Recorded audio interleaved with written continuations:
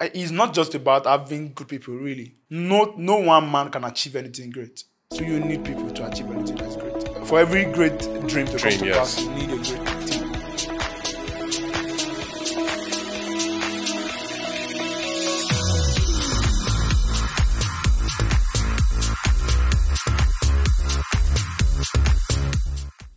Hello everyone, you're welcome once again to House of Utterance. I'm so excited that you guys are here, and thank you for all the feedback, like the support system that you guys are giving us on social media. Basically, we are really excited about that. My name is Obo Joseph. Today we have with us Mr. Akin Omo Akin, and he's the founder of Youth Employ and Development Initiative. He's also a serial entrepreneur. He's the host of Mentorship Today, and he's a very wonderful person. He has done a lot of work in supporting youths to become employable. Beyond that, his mentorship program is like a standard platform from which you can get information that would definitely change your life. So basically, I would encourage us to look out for him on social media basically and follow all that he does. Mr. Akin, you're welcome to House of Utterance. Thank you, sir. Good morning, sir. Yeah, is there anything in particular that I haven't mentioned about you that you'd like the audience to know? Okay, so Akin Omo Akin. Yeah, Akin Omo Akin for me is like is a nickname, but it's carved out from my name. My name is. But is it your name? Yeah, my name is Akin Bisola. Okay. So Akin Omo Akin means Akin, the son of Akin. Okay. So Okay. Nice. Yeah. So tell us about your journey, basically. Okay. My journey as an entrepreneur. My journey.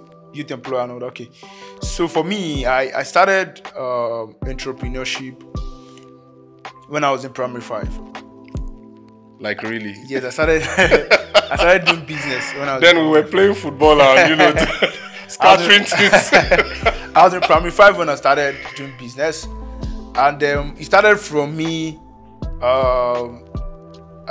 gathering my few of my classmates. Yeah. Right, and we started a company called Static. So my middle name is Steven. Okay. So we had another one of my classmates. We have Steven, Tokwe, Abayomi, Dele, Eniola, and Kudi. Wow. So we formed the company. Wow. We're just in primary 5. We didn't even know what we're doing. So what we do is that we use our break period to have our body strategic meeting. So we use the merry-go-round, Yeah, that's Janglova kind of. So we sit down on that and we have our meeting. We just discuss and all that. So, and part of my business interest today is in printing and branding. And funny enough, what we were doing those days was a big part of that. What do we do? Those days when we were growing up, we have these wallpapers in our room where we have pictures of nice places around the world. Yeah. Pictures of artists, the Eminem, the 50 Cent, Ja Rule, Busta Rhymes, and all that. So what we were doing then is we pick some of these magazines. We have Daily on the team is very creative, and Abayomi is one that does more like our marketing. We didn't know what we were doing there. I didn't remember these things until maybe like 2020. I just tried to reflect on my journey. I just said, oh really? So and what do? We get these beautiful artworks from magazines and all that. We cut it out and we sell it. You sell it? Yes. You mean there was a market for that? We're selling it just to young people like us, and we're making money. So the first money we made, I think, was maybe 750 naira or so. Way back then. Yes, and we didn't do much with the money. We just flexing, meat pie and donuts during the break time and all that. Wow, that's so and one dynamic thing for me was when I started to reflect back. I was now wondering how we were even able to even pick the team. That's the team who worked for me then. So we had myself. I was the so-called CEO of the business. Temitope does more like writing. She likes to write at that time. Yeah. She likes to write. Abayomi is one that does marketing. Abayomi likes to talk. Yeah. Dele is the one that is very artistic, so he does all the cutting out of those stuff for us and all that. Wow. Eniola also does a bit of writing. Then Kudi, even from the name, Kudi means money. At that time, worked with Central Bank. Okay. And she was the one that was keeping our money. Wow. So I didn't know it just happened that we just selected these people. So for me, I believe, personally as a person, I believe entrepreneurship is more like a calling for me. What I do today, what we do at Youth Employ, it has left being a passion to being a calling. So for me, at every point in time, I want to see how I can add value to every young person I found around me. Every young person, not just being employable, but how they can also find their footing as an entrepreneur. For instance, if you look at myself, I'm still trying to figure a lot of things out. But even in my figuring out, there's something you can learn. And why can't you also figure it out together? So I'm not saying I'm not an entrepreneur in the likes of Tony Elumelu and Otero. All right. Right. I'm also trying to figure some things out. But in my entrepreneur journey, I believe other persons can learn, and the few I know, they can also learn. They can also learn if we are going on the journey together. Yeah. So they said if you want to go far, so you have to go with people. People, yes. But it's really amazing that at that time when young people may have been dealing with maybe even issues of bedwetting. They are still pissing on the bed. You guys were able to come together. But what could have been the motivation? Because I'm just trying to think, because if I look back myself at that time, I think I was more of I was like a trance, like somebody who disobeyed parents, go and play football when you're supposed to be reading. They send you to go and grind pepper. You grind the pepper, you drop it, you start playing football. Maybe I wasn't together at all, that phase of my life. So I'm thinking, is it parental influence? Is it the books? Were you reading management books? Or what? Okay. So for me, I think they say charity begins at home. I believe our parents have a large influence on our lives, and it's important to also say this, that we who are coming up, who are young persons coming up, hoping to start a family or just started a family and all that, we need to be mindful of the things we do around our kids, because it goes a long way to shape the kind of person they become.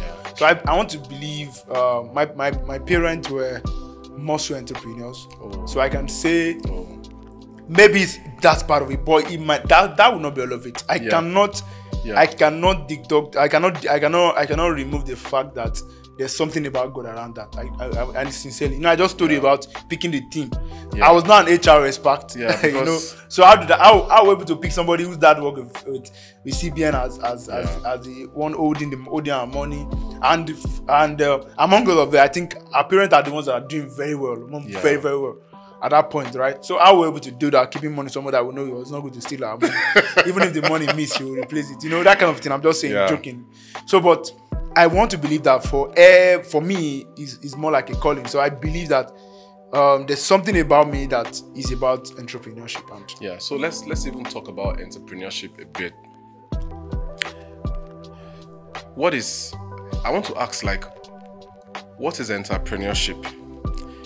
Is entrepreneurship, sorry, I'm not trying to answer the question, but is entrepreneurship going to school, maybe going to the university for 4 years, you do youth service 1 year. When you are doing youth service, some people now come and say, this is how to make soap, this is how to, this is how to make a puff puff, this is how to do this. Does that journey start there, or is it something that is as a result of the failure of the governance system in Nigeria that has now led a lot of people to just, let me do my thing, I know send. It's entrepreneurship around, I know send culture, let me run this thing myself. The government doesn't have a plan for me. But what's entrepreneurship really? Okay, so for me, I believe entrepreneurship is about finding a cause that you believe in and pushing it through. And aside from that, entrepreneurship is just about creating solutions to common problems. And that's how people make money. That's how, some people have said that, okay, you say that you must like what you want to do. You must like you must have a passion. You must have a passion for for whatever business you want to start or whatsoever. Someone asked the question, does Dangote like cement? Does Dangote like cement? Does he like salt? Does he like... So for me, I believe that at the end of everything, a lot of people have passion for stuff. So they have things they believe they want to do. But entrepreneurship is just about looking around you and looking at the ways whereby you can begin to create solutions to problems that exist in that place. And that's what it is about entrepreneurship. And that's how people come out of, they become rich, they become influential, they become they begin to contribute their own quota to the society. Because it's not just now. When we now take it to people like us that say entrepreneurship, I'm talking about entrepreneurship in general. Yes. People like us that now say entrepreneurship as a calling. We see it beyond just wanting to make a living. Yeah. We are looking at making an impact. So for me personally, if I'm going to define entrepreneurship, I'll define entrepreneurship as making an impact with whatever I find myself to do. Much more than making a living. So if I'm even making money from what I do today, I'm looking at how I can deploy that back into making an impact in somebody's life. And we have quite a number of entrepreneurs who are doing that in Nigeria today. They look at ways they can continue to contribute their own bits to the society. Now, if you look at the failure of the government and all that, the failure of the government, the part that I wanted you to. The failure of the government is not only affecting people who are looking for jobs. One government policy alone can make your business that is a multi-million dollar or what to crumble in a bit. Yeah. So whether government, good governance or whatsoever, if there's good governance in place, not only people who are career persons, professionals, entrepreneurs are not just only going to thrive, entrepreneurs to thrive. So it's a two-way thing. Once there's good governance in place, everybody's going to feel it. Both people who are looking for the employment and people who want to create the jobs. So let's even talk about people that are looking for employment.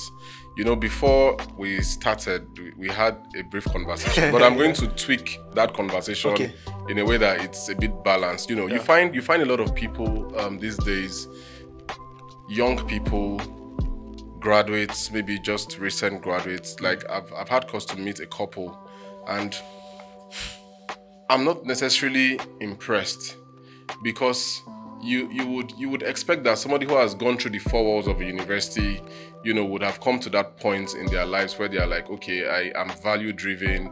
I want to contribute to the growth and development of anything I find myself doing.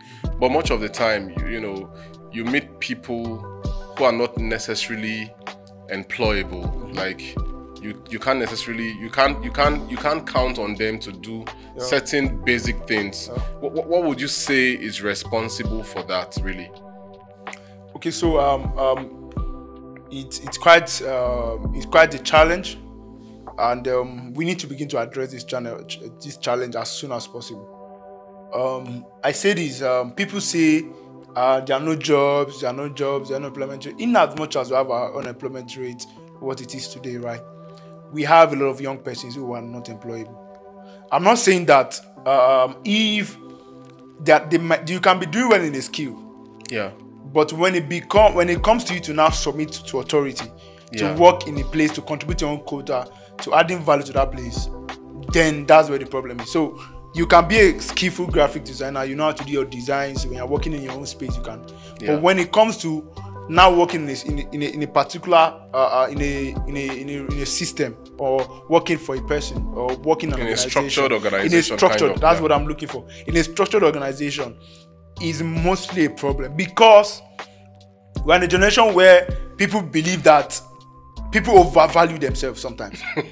You understand? People believe that no, they know it all. I know it all. You know, we are in a generation where people believe that how much I even pay myself, I can make. You know, it's good that we have all the things we have today. That people you can freelance, you can be making millions of naira and all that. In as much as all those things are good, it also have its own effect. People believe that why do you have to be answering yes sir to everybody? And to be honest, not everybody can succeed running a business. Yeah. And don't forget that in as much as you can be skillful, you can be good and all that. Part of what we have to understand that our morals have it has a large place to play, because when you go to the university, you are not just graduating because you have certified and you are certified that okay, this person has completed this course, passed all the examinations and all that. No, you are not just graduating. They're also looking at your moral standard to say okay. So it's not just about academic performance, it's also about your moral values, your moral standards. Those are part of the things that the university also look at. And that's why beyond your academic performance, school rusticate people not just for cheating the examination, or when you do some things outside that is also a bit about the moral values. They can still punish you for that. They can still rusticate you. They can suspend you for that. So it's more of academic and moral balance in as it may be. So if you look at the the unemployment rate you have in Nigeria, we look at the way people do things today. I believe that we have a large place to go, and that's why we need to begin to look at how we can begin to invest in our next generation of employees, of entrepreneurs, and that's part of the gap we are trying to bridge at Youth Employ. We're trying so tell us in specifics now. Like, I know that Youth Employ has been around for maybe about 5, 6 years. 7 years. Yes, sir. Like, can you quantify the impact of what Youth Employ has basically been doing, especially in supporting young people with the relevant skill sets that they need in the employment market, basically?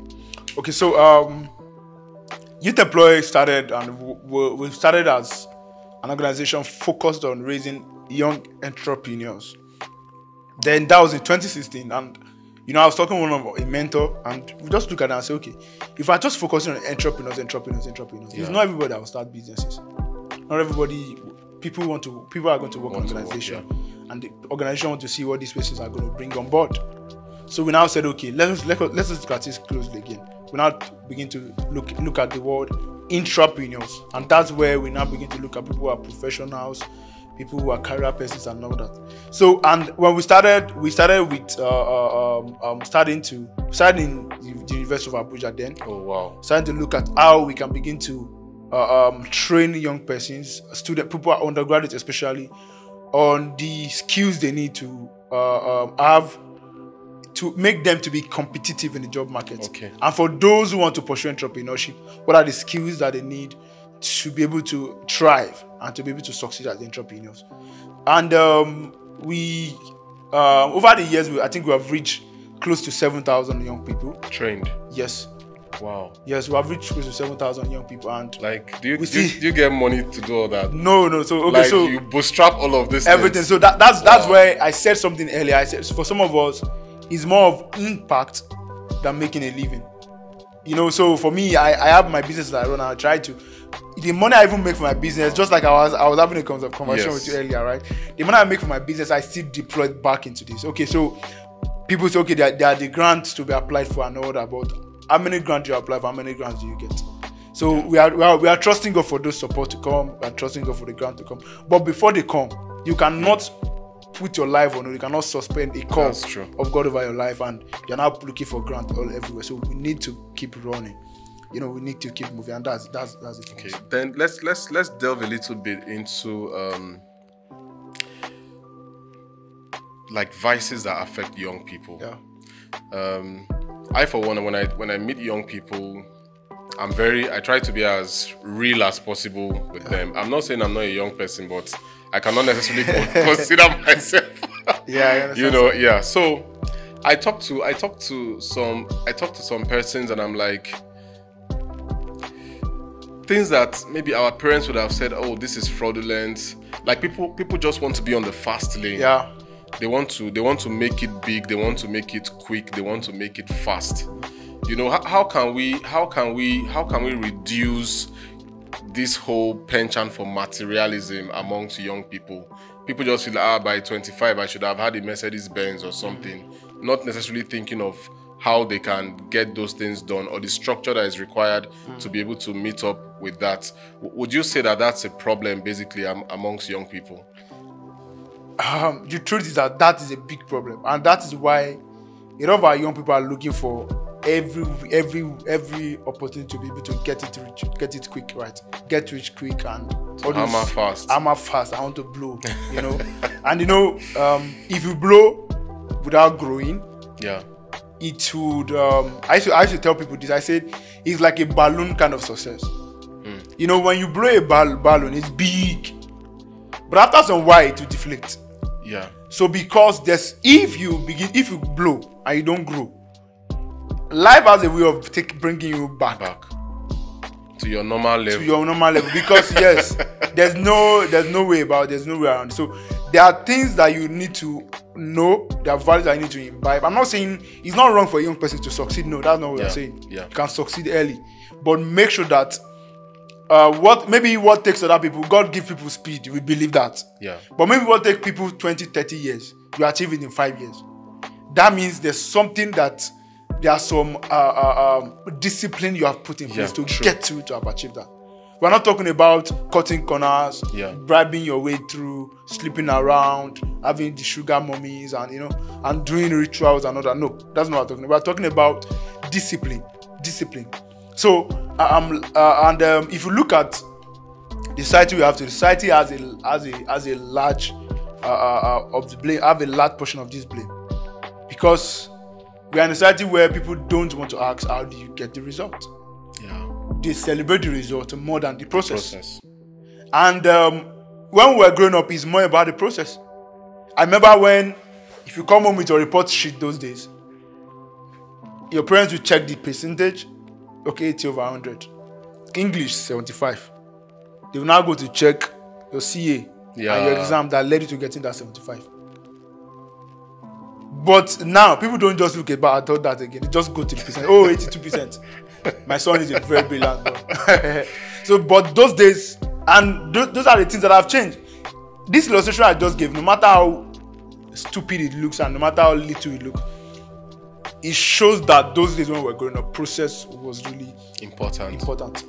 Where your parents will have even kept your CAs. In fact, this morning I was looking for a document at home, and there's this. My wife tends to be more organized than myself in terms of documents. I'm also good in organization, but I rate her like a perfectionist in that regard. So I saw like a bag. I was seeing her scripts, like from primary school, secondary school, and I'm like, wow, I didn't even know she brought all those things into marriage. I was like, see results, see script. This stuff was almost like this old paper, smelling that kind of old stuff. And I was like, wow, this is really nice. It's something that maybe one can also adopt for one's children and all that. So that's really, it's really important that the foundation is that the foundation is right. And that takes me to wanting to know what exactly can young people do and how can they find help? Because I begin to see that there's a whole lot of hopelessness. People just feel that maybe Nigeria has happened to them, like they see on social media. So how can we turn this around, basically? Okay, it starts from you recognizing that there's a challenge. When you recognize there's a challenge, that's when you can begin to look for solutions to the challenge. We need to get rid of this I too know, I over sabi kind of mindset, where we believe that nobody can talk to us again. It's unfortunate that when people begin to make some certain kind of money, they believe that they're on top of the world and all that. And they know it all. It has to start from the family. The family is the bedrock of the society. And like I said earlier, charity begins at home. So we as young persons, we need to be the one to begin to. Maybe some people might have failed in their own, upbringing their children, or bringing up their children rather. Yeah. We need to begin to look at better ways to begin to do these things. Not saying that we know things are changing so fast, but we need to look for ways whereby, like I said, the family is very important in this. The family is very important to be able to imbibe these cultures. Let our young people understand that it's good to have the result, but the process is also very important. The process to getting the result is very important. So if that is being done, we don't put people under unnecessary pressure. Okay. But in these days, in this time and age, parents are also at fault. It starts from you comparing your child when he was in school. Have you not seen so person's son? Have you not? It only injures those children the more, and it's going to have a ripple effect in the future. So we need to begin to look for ways whereby we can, in love, begin to make these corrections and making these people understand that no, it's from a place of love, and you don't just tell people, okay, go and show them how to do it. Show them how to be able to achieve this. Okay, thank you so very much. One thing that we do basically in House of Utterance is when we see that somebody's attaining like a growth profile, we want to find out, like, do all these things happen? Like all the things you've mentioned about youth employ, you starting at the age of 5 and all that. Primary 5. Can you trace God? Can you find God in the middle of all these things? Or is it just about, I'm an innovative guy You know, yeah. Um, What has God done to shock you okay. in this process? In this process, okay. So that I'm even sitting here with you today, Yeah. is merely God's grace, right? And like I said it earlier, I said there's nothing I can ascribe to what I'm doing today that will take God out of it. The name Youth Employ was birthed from a place of prayer in 2016. So the whole idea around Youth Employ was birthed from the place of prayer. The funny thing is that the name even came before the conceptualization of the idea came. Yes. Wow. So you cannot. It was the one midnight prayer like that. I was praying with the mentor. Yes. Wow. We're praying. Yeah. And the idea came. Sometimes in May 2016. That's when the idea came. The name came first. The name came. The first thing I did was to create a Facebook page before the main idea now came. Wow. And between 2016 and now, we've metamorphosed, we've transformed, we've fine-tuned the process. We've looked at better ways where we can impact our world, and we're still moving. We are still trusting God to do more. If you take God out of it, then we're finished. If you take God out of it, then you are finished. Because sometimes God talks to people and people don't necessarily take action on what God is saying. And for most people, hearing God and not acting is as good as you shouldn't have even heard in the first place. So can I give an instance? Yeah. Okay, now we're hosting a conference in the University of Abuja in 2019. And I sent out a letter. I was supposed to host some representative from Abuja Enterprise Agency, Smedan, what's the name of this other agency now? NIDA. Sent letters across to a lot of these government agencies and private individuals seeking for support, attendance, and all that, just to come and be a blessing to the student. And that at that time was supposed to be like the biggest conference we're going to host in University of Abuja. So I'd also reached out to Pepsi, Nigerian bottling company and all that, just for support. So now I was praying most of my prayer always late in the night and early in the morning. So I was just praying that particular night, midnight rather, and the event was supposed to happen on the 13th. I sent out all the letters we were supposed to have sent out and all that. We had about maybe 3 weeks or so to the event. And I was praying and God told me, shift the date by a week. So instead of 13th, it should happen on the 15th, on the 20th rather. So I was like, but I know when I hear God. Yeah. So he said, shift this date by a week. We're supposed to have Osibajo's son was supposed to come. We have invited, that was the son of vice president. Yeah. Then I've invited I can't remember all of them at the moment now. But I've invited quite a number of people who are going to be a blessing. We're looking forward to host about 2,000 or more students at that time. And that was going to be our biggest conference at that time. So shift the date by a week. I was like, So I struggled with it. They beat that midnight. But I knew I heard God. The next moment I was praying, the same voice came. So I didn't even consult any of my team members. I'm sorry.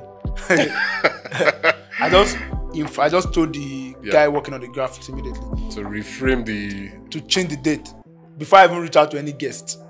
Push the date to 20th. So I now begin to reach out to the guests who have invited. Okay, they were shifting this date to 20th now, no longer 13th. The guys from Indomie, they were supposed to also bring us some support. Yeah. Just to refreshment and all that for the students. I reached out to the guy. The guy said, he has already sent the letter with that 13 to, but I should quickly draft another letter. He's going to be forward and all that. So it was a lot of process, but I did it. The funny thing was that most of the things we were expecting, even with funding, did not happen as at the 13th. It did not happen. Wow. Sir, the moment you cross into that week where shift to the week, it was as if everyone was open. Wow. I'm not joking. Wow. So things that have dragged for a month and all that. Wow. The moment we crossed that date, that shift from that day, I said, sir, if I had hosted on that date, I don't know what the event would have looked like. I'm not joking. Wow. Because as if nothing was happening. So the 13th, I was like, really? Okay, so I'll have actually done this event today. What would have happened? So the moment we crossed into that week where shift this date to 20th, that week was like a week of divine favor. A lot of things just started falling in place. To the extent that the Indomie guys who had told us that they've already sent your letter. They sent the letter and they're not sure how they're going to go about the changing of the date and all that. I tried to follow up on the guy a day before. That was on the 19th. He said he will still get back. That it's not certain that he can come. We kept on planning.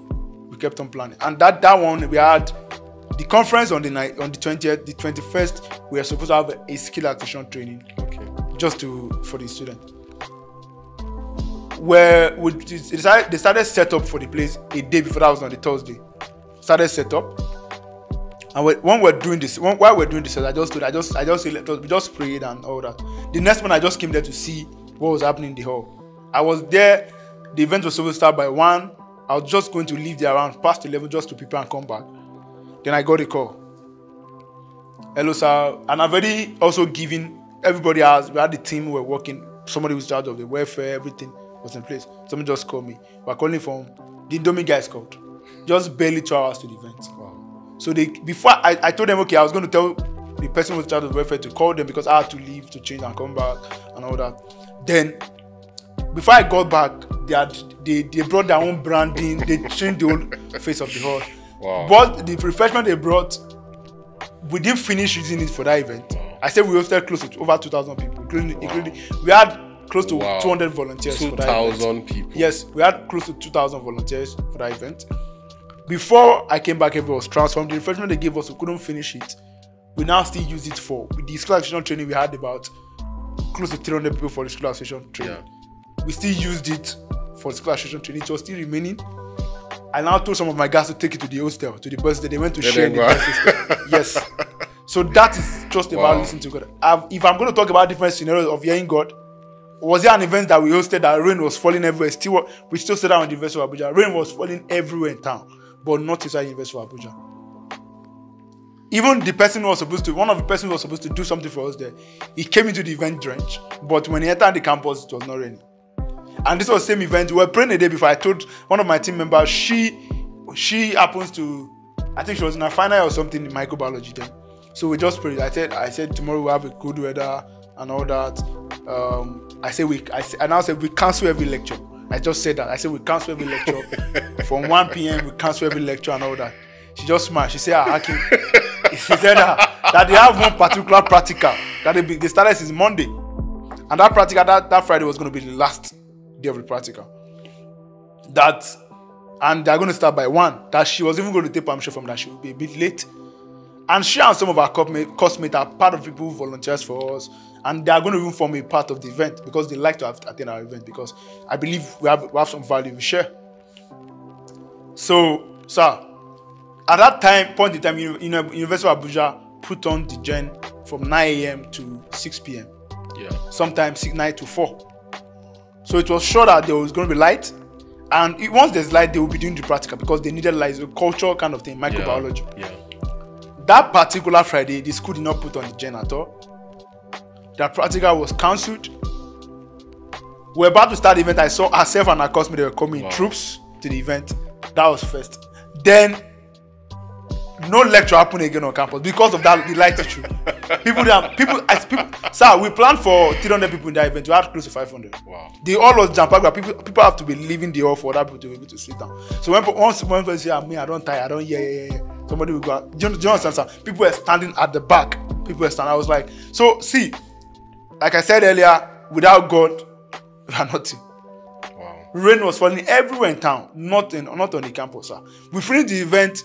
So, like an hour later, I was just taking a walk with somebody who happens to be our admin person at that time. We're just taking a walk just to buy some stuff, and the rain started.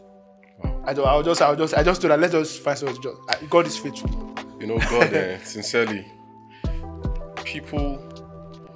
a lot of people underrate what God can do. And much of the time, people don't take pains. You don't even need pains to approach God. Mm-hmm. I know that you didn't have to start. When you made that step, you didn't have to start Rakavan. You didn't know. Just hear what God tells and just say it. So it takes humility sometimes as well, because sometimes you might just feel that this thing might not happen, like that doubt and all that. But I'm really excited that you've been able to pinpoint several areas where God showed up. Yes, came true. I can just imagine if you had your events on that 13th, you're like, no, we already sent out letters. Then the whole thing is now dry. So they messed up, yeah. Yeah, you know, so gambling on God kind of is more like one of the best things that anybody can do. So we're almost getting to the end of this. The other thing I really wanted to know is, what are your values for success? What are the things that have made you stay consistent over the years till this point? Even if it's just 1, 2, 3, or 4, or as many as you can share. Okay, so I'm going to say this, right? Number 1 is God. Number 1 is God. Number 2 would be to be consistent. You know, I believe that consistency is king and is key. Yeah. To success. So you need to be consistent. Consistency is very key. And for me, God, consistency, hard work, and having the right people around you.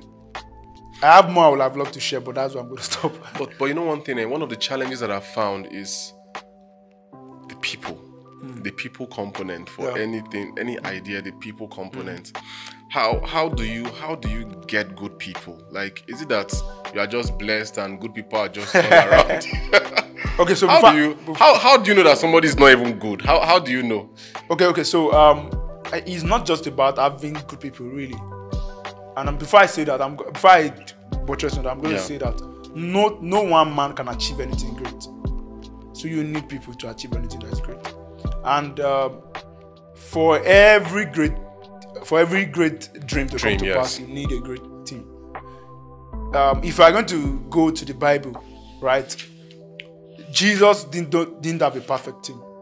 So why are we expecting to have a perfect team? True. So you need to understand that to be able to work with people with their own differences. One thing I do, really, even for people who work with me, you know, when for people who work with me, I pray, I say that God, give me the right people, the people I need, the right people for this vision. You know, I pray that prayer. But in as much as that, sometimes people that you need might not be the good people you are looking for. For me now, I've never for once thought about people who are working for me. Must it be a Christian? God can use anybody to bless me. God can use anybody to make my dream to come to pass. God can use anybody to fulfill my vision or to take my vision forward. I don't care if you're an herbalist or a Muslim. I don't care where you come from. As far as God wants to use it for me, why not? If I see herbalist on your team, no. But you get what I'm saying, sir? I get the point. I don't care about. Yeah. God can use anybody, and let us not just limit who God can use. True. If we're looking at who God we're going to use or not, when Jesus died, who buried him? Who carried his cross? You know, let's look at all these things. Who were the people who gave Jesus water by the well? Let us look at all these things. Who was the person that hid the Israelites when they went to spy the land of? You know, so we need to look beyond. If I will continue to look for, it's good to have people who have maybe we share the same faith and all that, but let God send you the people that you need.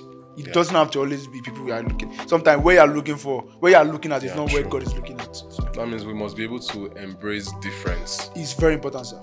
Wow, it's very important. For me, like this is a whole new perspective to looking at things, you know, because sometimes somebody might be thinking, okay, I want to start maybe a marketing team in Abuja. I need to get people that speak Hausa language, for example. I need to get a certain kind of persona, you know. It's good to look from the management angle, sir. Yeah. It's good to look from that angle. Okay, so what does management principle says about this thing? But above that, you need to understand that above the management principle and all that, the people who are the management principle, they also have God influencing some of their thoughts. In as much as they may not come out to say God is the one that created all. He's the creator of all of everyone. True, very true. So God has a way He works with people, and He knows some of the things we are looking at for. Okay, management said if we're going to work in it, but just like you said, you need to get people who speak the Hausa. They can be able to blend with the people. Yeah. They know how to go about. They know the city more than you do. You know, they know how to talk to the allergies that are looking for to do the business with and all that. But what about you just going as your church band? The allergy just say, "Oh, I like you. What's your name? My name is Joseph." And he said, Joseph, that's the name of one of my teacher in secondary school. I like you, and that's just what you need. But you are now going to go and employ. I've heard that scenario. A lot of people have actually witnessed, like, just out of the blues. Yeah, somebody just pick interest in you and your life just changed. So it has nothing to do with the management principles are good. You know, looking at your locality, looking at how we can get, just like you said, you know, it's very important. It's good. But in as much as that, let us not joke with the place of, like I will still bring it back to God. The place of God influencing things for not just us doing it our own way. Oh, thank you so much. Thank you so much. I wanted to ask one more question. Okay, sir. Let's go ahead. And because while I was in university, people used to call me polycledge. Oh, this guy, politics and God, like he's just running. Because that was actually my life when I was in university. Like I was involved in a lot of student politics, unionism. I didn't even know what was pushing me into all of those things. And at the same time, I was very active in my law faculty fellowship and all that. You know, so I try to tie a lot of things basically to our expectations from our country, for example, and what we can also do to make things better. You know, we have this Jackpot syndrome and all that. A lot of young people that have the means and the opportunities, like they want to run away. For those, not necessarily running away, but people are looking for. People want to be better, and if going out of the country would give you that opportunity to be better, then it's totally fine.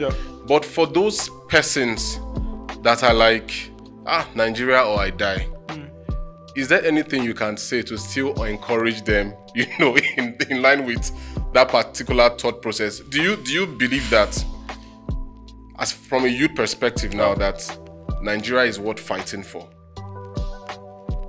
It's a very difficult Is Nigeria worth fighting for? Is Nigeria not worth fighting for?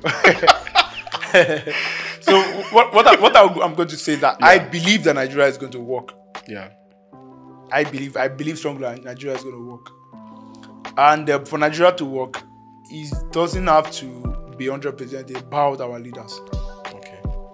It also starts from me and you. Start from our own little way of doing things. It starts from you having some moral, some values that you uphold. It starts from you not cutting corners. It starts from you paying your tax, paying your NEPA bill, not going to tap from. So you know, it starts from all of that. It starts from me and you. Then, because see, these people are in power today. They will not always be in power. Some of us, we have the point to be in power, and whatever we have started as a culture will be what we still transport into that place. And in a way, in one way or the other, we are becoming more aware in this country today. So people are listening. Our leaders are listening. And if you go, sometimes when something just happened in this country and people just started making us about it on Twitter, you just think that the government should just make a quick change. You've not noticed it, sir? Yeah. On Twitter is a very, very strong place for you to send us a message today. And before you know, you think that the government is not listening. They are actually listening. They are seeing what's happening. So it starts from me and you. It starts from us, the way we do our things, the way we are able to. I'm not saying everybody has to carry Nigeria on their head, but you need to believe that this country is going to work. Whether or not you like it, you go anywhere, you come back, or anywhere you go, Nigeria is still your nationality. So or even if you change nationality, it's still your origin. Yeah. So let us please, as much as possible, we keep praying. Really. Let us keep investing our own bits. Let's put our own best into making sure that this country becomes that which you dream of. And it won't just happen by us always holding the government. It's good to hold the government accountable, but we need to hold ourselves accountable too. Wow. I think that's like one of the finest statements I've heard in a very long time. Because accountability must not rest with government alone. Yeah. Like these days, sometimes I just want to wrap up with this. There are many times, you are by a traffic light. It shows red that you should stop. But people behind you, they're like honey, get out of the road, we want to pass. You know, things like that. So we cannot expect that a system has already been set up. And that system is supposed to work for everybody. But people just feel that the best thing to do impatience is to cut corners and all that. Because no country will definitely work that way. Even all the countries that we are saying, oh, these countries are awesome and all that, they have a system in place. Now the problem is that even when Nigerians leave this country and go to this country, they behave themselves. They behave. So that means if we can actually also behave ourselves in our own country. So because we just believe that it's Nigeria now, so you are part of the problem. Just like the scenario just painted. there's no time I see that traffic light, I don't wait. And I've had cases where I wind up and say, Chama, calm down, it's just 90 seconds. I'll tell somebody, yes, I do it. I do that. I'll say, it's just 60 seconds, just calm down. Because you might think you're trying to rush somewhere, but you're also putting somebody else in danger. Yeah, true. Because another person coming from that side doesn't know you are about to beat the light. And he's coming on his own, the thing showing me green, he's on his own right of way, and you're coming to, and you cause an accident, and you can't, where you're rushing to, you can't even get there. You have just, a lot of people have even died from this kind of thing. So, we should be our brother's keeper. It starts from obeying that traffic light. It starts from there. Thank you so much, Mr. Akin. Thank you, sir. It's really nice to have had you today in the studio. There's something we do here. We just kind of share a prayer. So I think today we'll just pray. We'll pray for our country. Yes. Nigeria is all that we have, even though we have options of other places. Yeah. But you know, this is our country, and our country must definitely work in the interest of all Nigerians. Yeah. So basically, I just want to thank God for this opportunity to have had you today in the studio. And I believe that the words that you've spoken, one person out there would hear something that would make their lives turn around forever. I also want to thank God for the work that Youth Employ is doing. My prayer basically is that God will take that organization, to greater heights. The impact would be such that you will begin to feel the impact or the presence of people that you have trained, get into government, get into companies, get into businesses.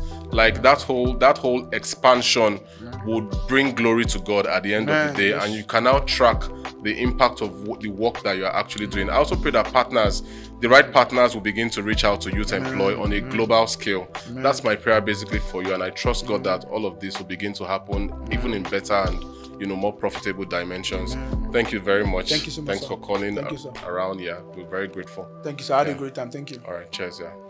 Hello, my name is Akin Bisola. I'm the founder of Youth Employ, and I had a great time today. Do well to subscribe, share, and hit the like button. Thank you.